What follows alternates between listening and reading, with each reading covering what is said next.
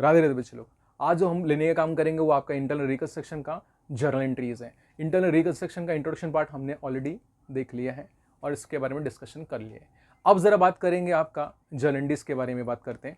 Journal entries को basically हम 3 part में लर्न करने का काम करेंगे। फर्स्ट 2 पार्ट तो ऑलरेडी मैंने बोर्ड पे मेंशन करने का काम किया है। फर्स्ट पार्ट जो आपका है वो है अल्टरेशन ऑफ शेयर कैपिटल। जैसा नाम सजेस्ट करने का काम करता है, अल्टरेशन ऑफ शेयर कैपिटल होता क्या आपका, ये याद रखने का काम करना।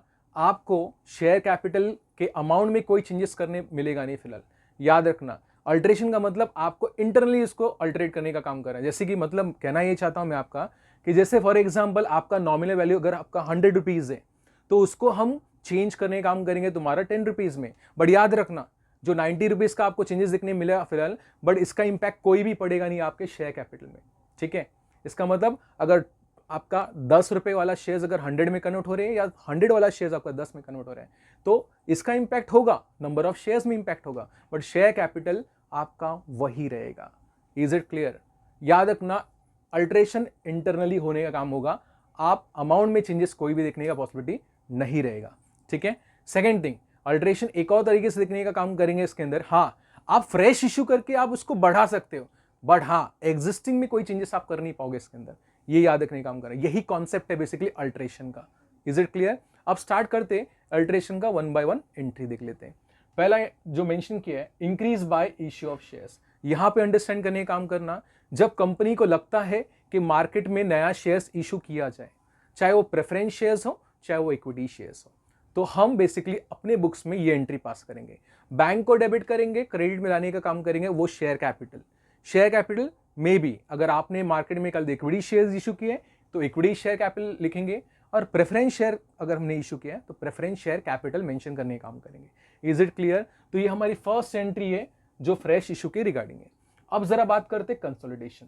कंसोलिडेशन का वर्ड का मतलब क्या है आपका, यहां पे हम कंसोलिडेट करने का काम करेंगे। इसका मतलब शेयर कैपिटल में वापस बोलने का काम कर रहा हूं कि शेयर कैपिटल अमाउंट में कोई बदलाव नहीं होगा। हाँ, आपका यहां पे ये देखने मिलेगा स्मॉलर डिनोमिनेशन को हम बड़े डिनोमिनेशन में कन्वर्ट करने का काम करेंगे। कहने मतलब आपका जो बेसिकली 1 रुपी है उसको कन्वर्ट करेंगे तुम्हारा 10 रुपीज में। एंट्री आपका कॉमन है। देखो एंट्री कैसा, शेयर कैपिटल को डेबिट करेंगे और शेयर कैपिटल को ही क्रेडिट करेंगे। फर्क क्या रहेगा, जो आपका नॉमिनल वैल्यू का है वो चेंजेस होंगे। जो 1 रुपी वाला नॉमिनल वैल्यू था जो एग्जिस्टिंग था उसको कन्वर्ट करने का काम कर रहे हो आप 10 रुपीज में। याद रखना एक सिस्टम याद रखने का काम करना, जो ओल्ड वाला रहता है ना आपका, जो एग्जिस्टिंग वाला रहेगा वो आपका डेबिट में आएगा, और जो न्यू वाला रहेगा वो आप क्रेडिट लाने का काम करोगे। But thing is there, one more important thing note करने का काम करना, शेयर कैपिटल का अमाउंट चेंज नहीं होगा। Is it clear? अब थर्ड पार्ट पे आते हैं। थर्ड पार्ट है आपका सब डिवीजन। सब डिवीजन में हायर डिनोमिनेशन से हम लोअर डिनोमिनेशन में आने का काम करेंगे। इसका मतलब 100 रुपीज से अगर हम कन्वर्ट करने का काम कर रहे हैं आपका 10 रुपीज में, एंट्री इज कॉमन, इसका भी एंट्री आपका सेम रहेगा और इसमें भी सब डिवीजन में एंट्री सेम रहेगा। फर्क ये रहेगा सिर्फ नंबरिंग चेंज होने का काम कर रहे हैं। Is it clear? बट हाँ, वापस बताने का काम करूंगा, यहां पे रिमाइंड करना चाहूंगा कि शेयर कैपिटल का अमाउंट चेंजेस नहीं होगा। ठीक है, यहां पे आपका नॉमिनल वैल्यू चेंज होने का काम कर रहा है, इसके बेसिस पे आपका कल नंबर ऑफ शेयर्स बदल सकता है, नॉमिनल वैल्यू भी बदलने का काम करेगा, बट याद रखना शेयर कैपिटल का अमाउंट आपका चेंज नहीं होगा।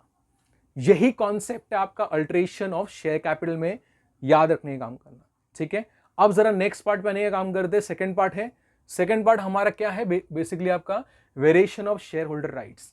ठीक है, अब आपको यह देखने मिलेगा कि आपके शेयर होल्डर को जो राइट्स दिया गया है उसमें आपको बदलाव देखने मिलेगा इसके अंदर। इन केस एक एग्जांपल समझने का काम करते, अगर हमने अपने प्रेफरेंस शेयर होल्डर को डिक्लेयर किया था कि भाई आपको 10% के हिसाब से बेसिकली मिलेगा डिविडेंड।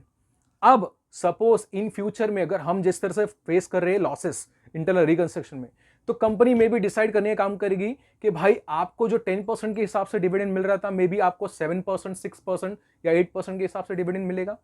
तो यहां पे क्या कर रहे हैं, हम इनके राइट्स को चेंज करें। बट याद रखना यहां पे शेयर कैपिटल कोई चेंजेस नहीं हो रहा है, यहां पे सिर्फ उनका राइट्स बदलने का काम कर रहे हैं। ठीक है, इज इट क्लियर? राइट्स जैसे कि आपका दिया गया, मैंने यहां पे एंट्री पास करने का काम किया है।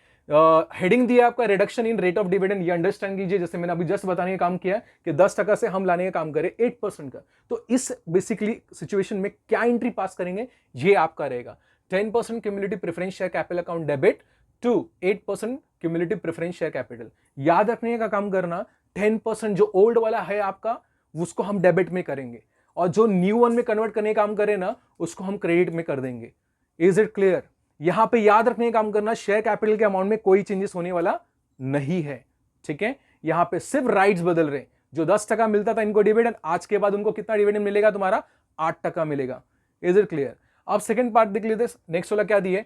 Change from the cumulative to non cumulative preference share. अब यहां समझने का काम करना, इनको अगर क्यूमुलेटिव में डाल के रखने का काम किए, इसका मतलब एग्जिस्टिंग बैलेंस शीट में अगर क्यूमुलेटिव फॉर्म में दिखने का काम करें, और अगर कंपनी ने डिसाइड किया है कि now we need to convert this cumulative into your non cumulative, तो इस केस में हमारी एंट्रीज हमारी बुक्स में किस वे में होगी? फिलहाल एंट्री इस तरह से पास की जाएगी। जो क्यूमुलेटिव को आप डेबिट कर दीजिए। याद रखने का काम करना, लायबिलिटी के कोई भी आइटम को अगर हमें निकालना है, बदलना है, तो उसको डेबिट कीजिए और जिसको लाना है उसको क्रेडिट कीजिए।